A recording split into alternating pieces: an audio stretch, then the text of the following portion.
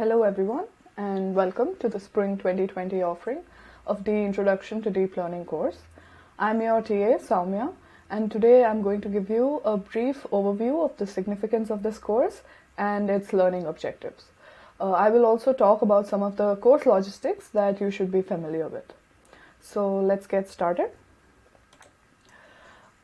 Deep learning has revolutionized the field of ML.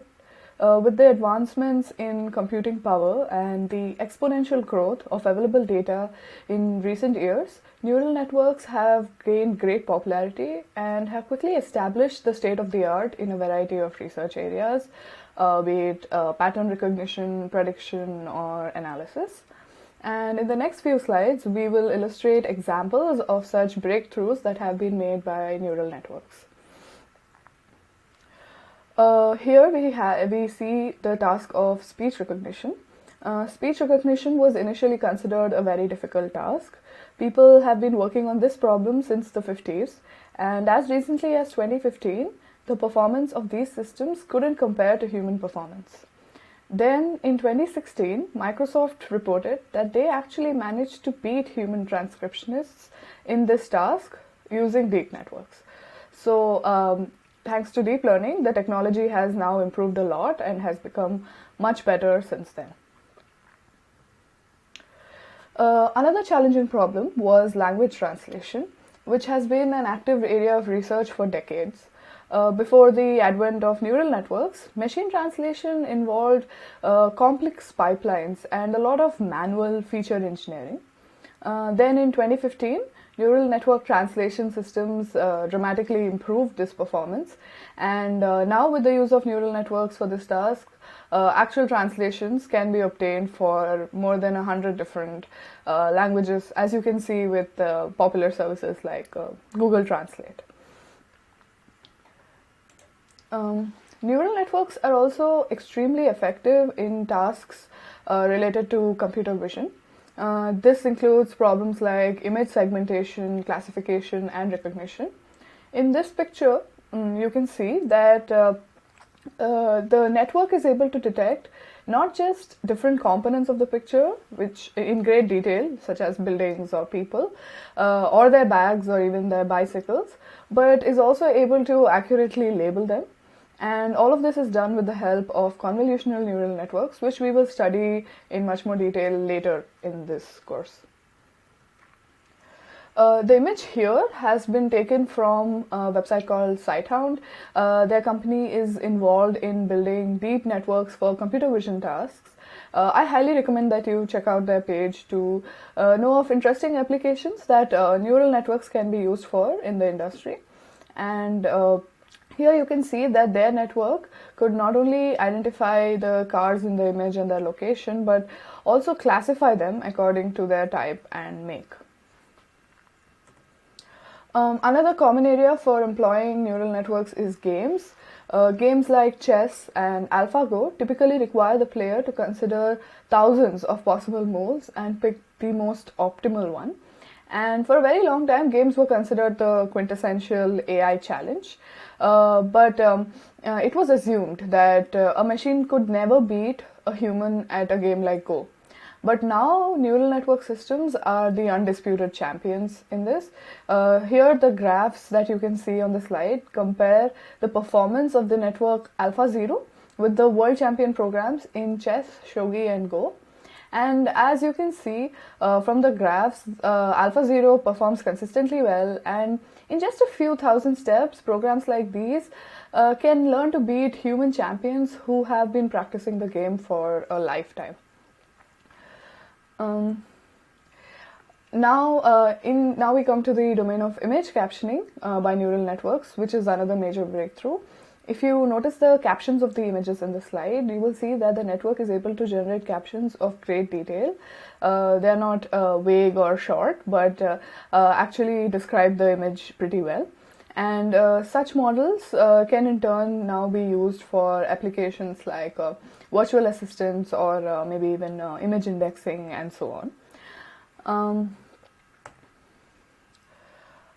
You probably have heard of generative adversarial networks or GANs, which are a very popular class of deep neural networks, and they are used to parameterize data distributions. These networks are used to generate different types of data, including faces or voices, or even paintings and music. And you can view samples of such generated data on this website listed here called thispersondoesnotexist.com, which uses a GAN to produce fake images of people which look very realistic.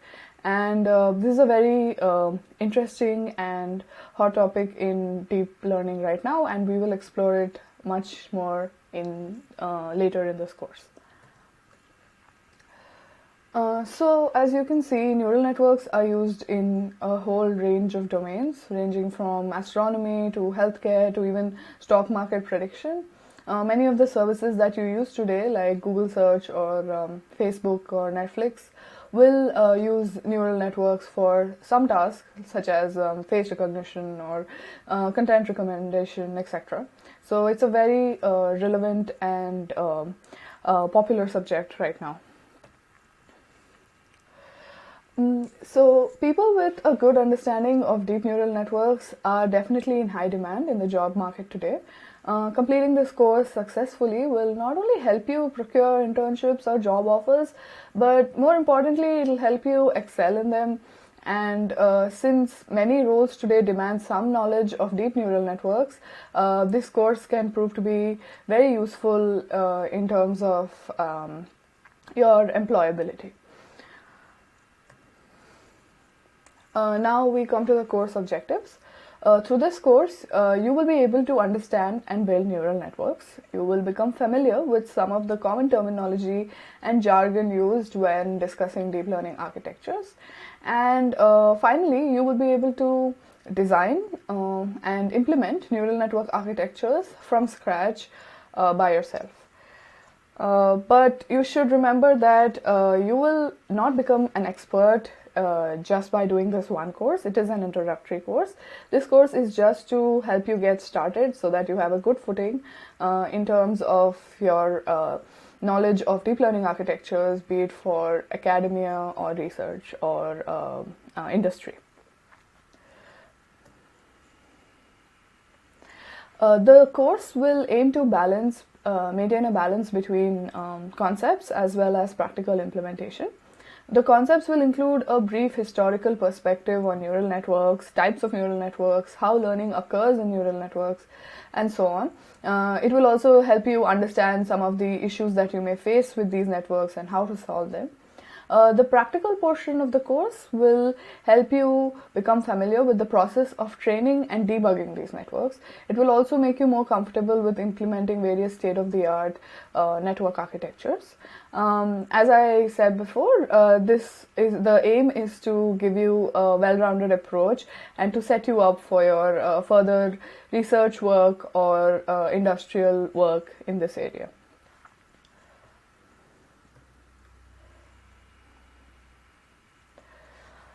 Since this course is introductory, we will start with learning to formulate basic networks like MLPs, convolutional networks, recurrent networks, and Boltzmann machines.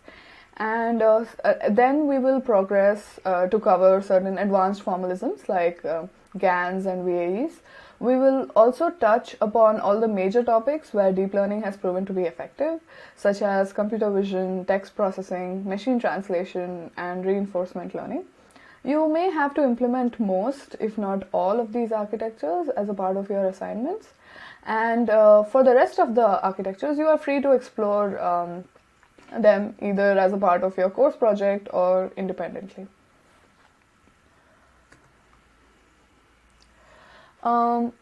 One thing to note is that there is no single textbook that this course follows. Instead, different parts of various books are referred to for each lecture. A list of the books and additional lecture-specific reading material will be available on the course website for you to check. Some of the material that is posted for the lecture may also be included as a part of the weekly quizzes. So it is recommended that you go through the additional recommended material as and when possible.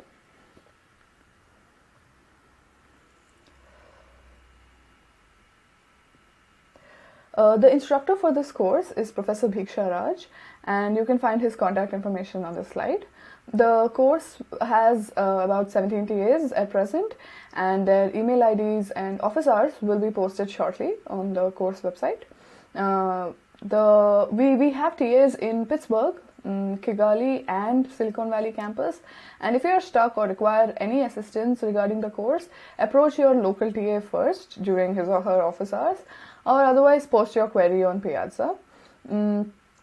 And also remember that our course website is deeplearning.cs.cmu.edu, and this is important because you need to check this page frequently, since it will have links to all your assignments, resources, and Kaggle contests.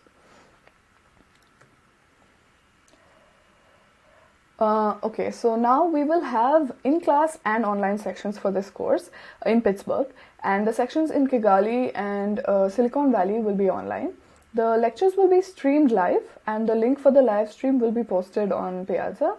The recorded lectures will also be available for you to view later on media services, but it is again recommended that you try and catch the lecture live. If you do end up missing the live lecture, then again it is highly recommended that you go through the recorded lectures and keep yourself updated every week. Even if you think that you are familiar with a certain topic and you do not actually need to view those lectures, the lectures often will have details that you are unaware of, and also your weekly quizzes will be directly based on these lectures, so your marks will depend on your viewing them. So it's highly recommended that you go through these lectures fully and post any queries that you have on Piazza. The lecture schedule is posted on the course website, and you should keep in mind that the second half of the semester's schedule may be slightly different from what you see now. This is mainly because we have a number of guest lectures planned for you, and the lecturers' schedules can be a bit fuzzy, but we will inform you well in advance, and we expect to have lectures from distinguished professors like Scott Falman and Graham Newbig, and you can check the course website for more details about this. We plan to have about 13 recitations in total, and it is again highly recommended that you attend or view all these recitations. The recitations will cover major implementation details and go over important concepts which are relevant to your homework assignments. The recitation topics will closely follow the topic of your current homework, so they will help you with major issues regarding understanding the homework or maybe debugging it. So it is in your best interest to attend them. And the topic list for the recitations will be available again on the course website.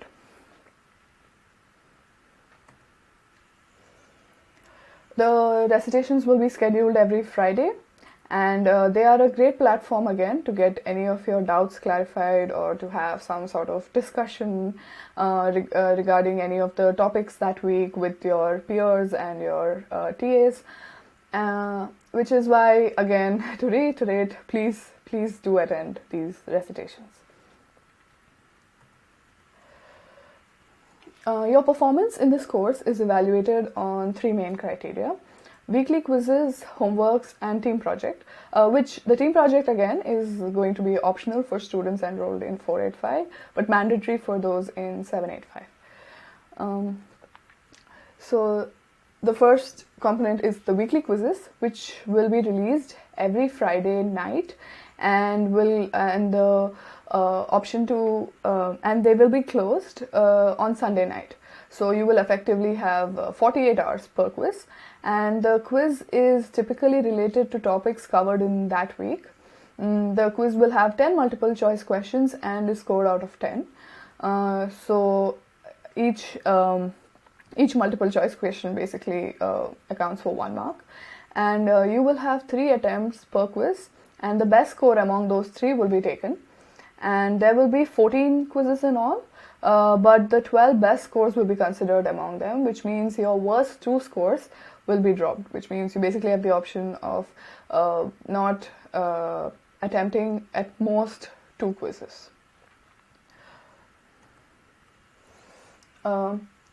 Slides often will contain more information than what is presented in class, and it is your duty to make sure that after the lecture you read through the rest of the content and understand it thoroughly, because the quizzes will contain questions from topics that are on the slides but have not been presented in class.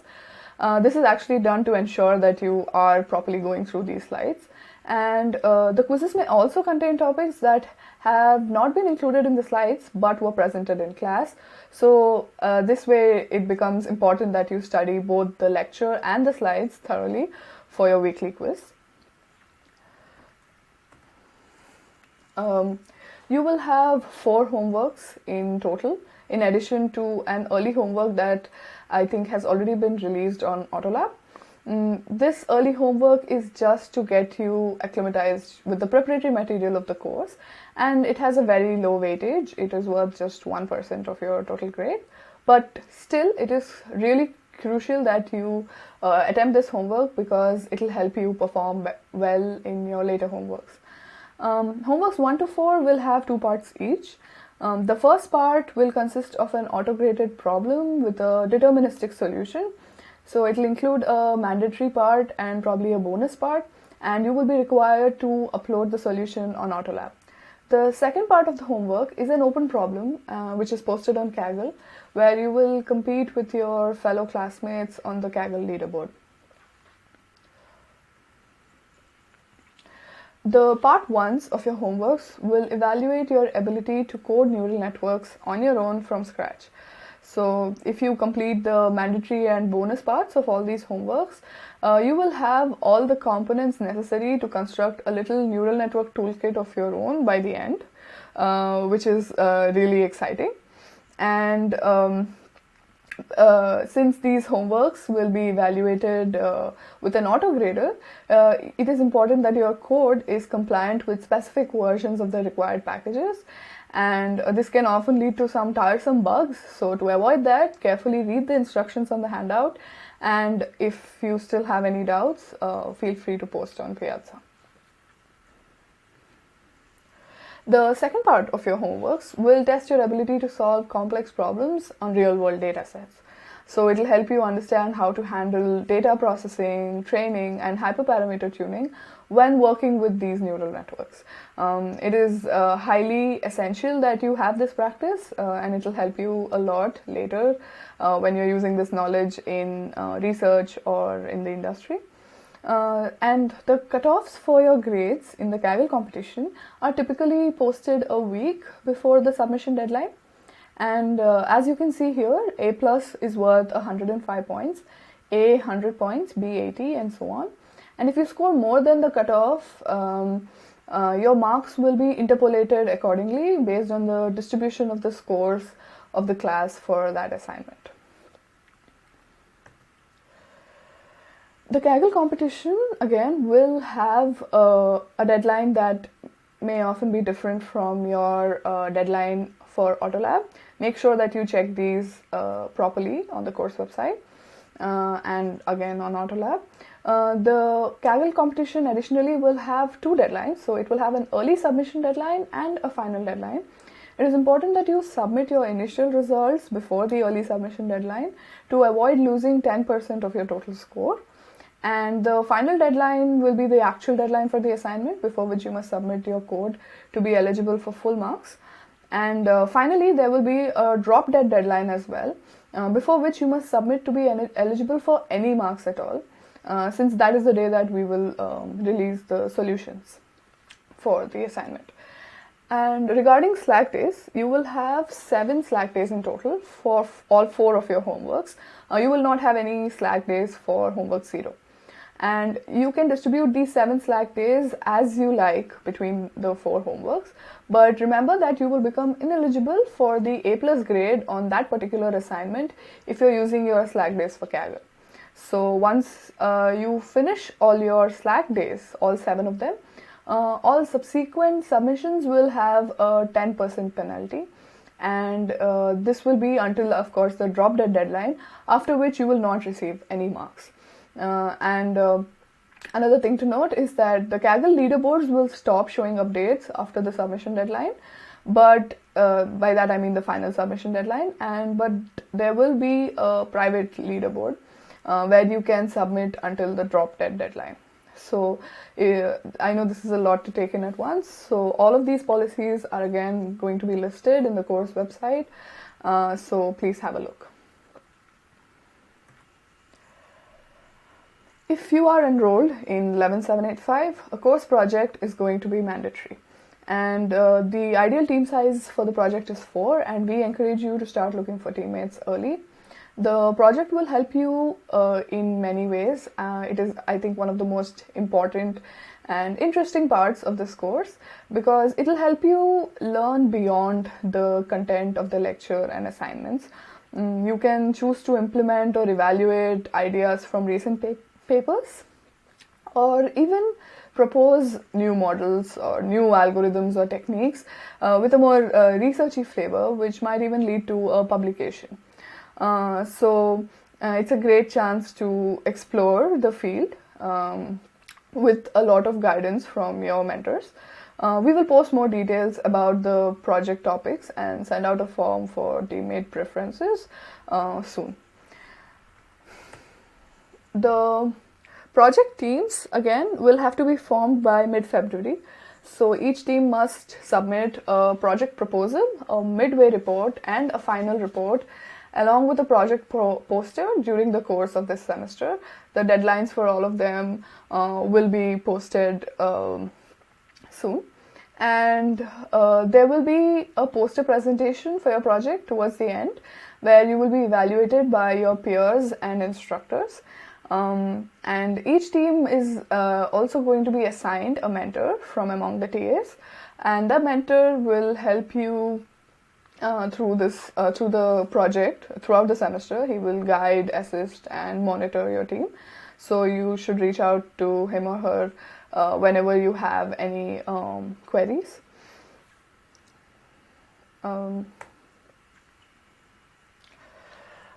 Okay, so here this is the grading scheme for the course. Your quizzes, where there will be exactly 12 of them. Out of the 14 that you will give, we will pick the best 12, and each of those will contribute 2% to your total. So your quizzes will finally contribute 24%. Your assignments are worth 51% of your grade. Homework 0 is worth 1%, and the other 4 homeworks are worth 12.5% each. And the project will contribute to 25% of your grade, and its component-wise split will be informed to you later. So, just as a reminder, this course is going to be very heavy in its implementation. You will be spending quite a few hours coding and experimenting for each assignment. You will also be working with large data sets, and you will have to do a decent amount of data processing. So the preferred language for this course is Python, and the preferred toolkit for part 2s of the homework is PyTorch. You are welcome to use other languages or toolkits, but remember that this is the framework that most of the TAs are comfortable with and can help you the most with. So you will have most support if you choose these languages. And for this week, make sure that you go through Recitation 0 and you also complete Homework 0 that has been uploaded on Autolab. And remember that although Homework 0 contributes only to 1%, it will help you greatly in your upcoming assignments. So it is highly recommended that you get started on that homework.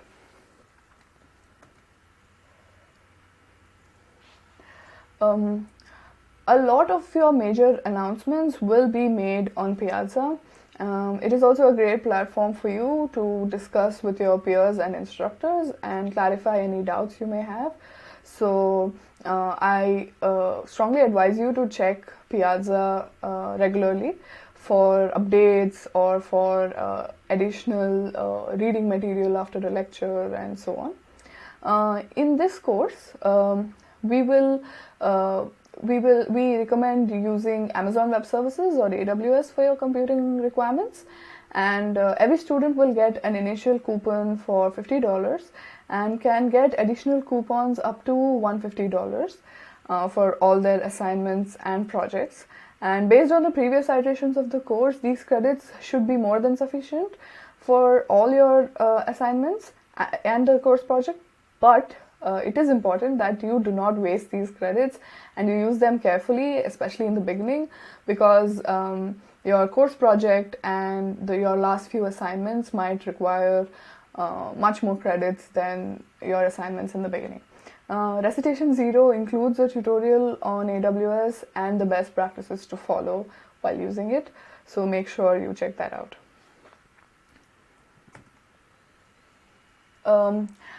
As it is probably evident from the lecture so far, this course is not going to be easy. You will not be able to breeze through it with minimal effort and by devising your own clever hacks. That will not be possible. It will require a lot of effort and work, and you will have to put in a lot of time, and you have been warned, so be prepared. And you need to make sure that you start on assignments early and dedicate sufficient time to them. You will have no scope to slack off at all. However, the course is doable, and in most of the previous iterations, about 50% of the students do get some flavor of A. But again, it's not easy. They completely deserved it since they worked really hard for it, and it is expected that you will as well.